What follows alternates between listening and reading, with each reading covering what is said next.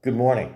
I'm John Moen, and I'm part of the Moose Jaw Church of God, as my family and I have been for numerous years.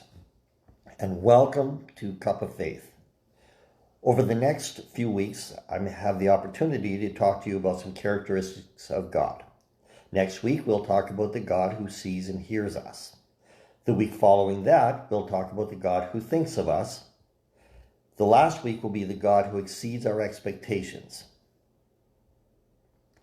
Hopefully, these thoughts will not only impact your faith, your cup of faith, but also impact your daily living. I want to cite to you my favorite story today about the God who runs to us. And this is taken from Luke chapter 15.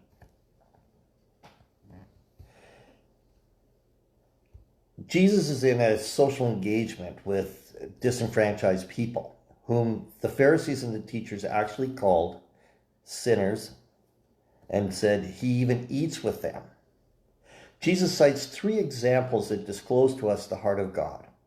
The first example is the story of the lost sheep.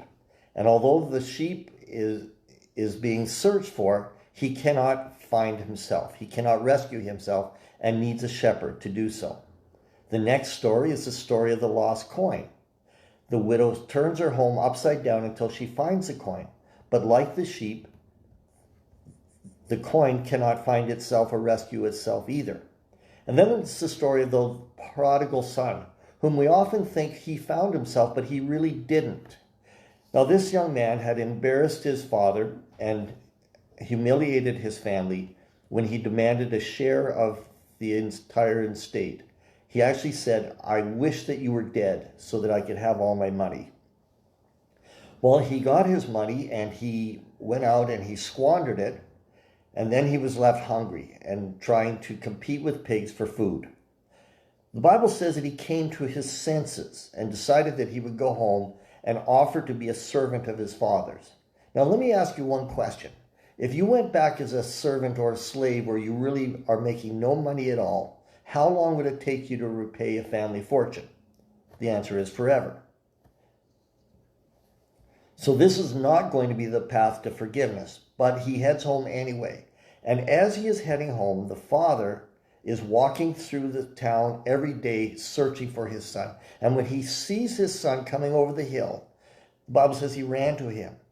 Now that's important because this was no ordinary running for this patriarchal father. He would have to have lifted his robe up to his waist to run. Again, he would have humiliated himself, but he was doing so to run to his son. He did that to show the entire town that he would be accepted. The father not only accepted him, but he restored his relationship. Not because the son came back, but because the father said he was dead and now he's alive. He was lost, but now he's found. So what's the point? The point is that at our worst moments, God finds us. Shame and guilt are a barrier to our wholeness and to our desire and efforts to change, and even our acceptance to God's love. Our debt is far too large to ever earn a relationship with him.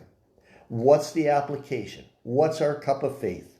Remember and be confident that our Father runs to us and rescues us.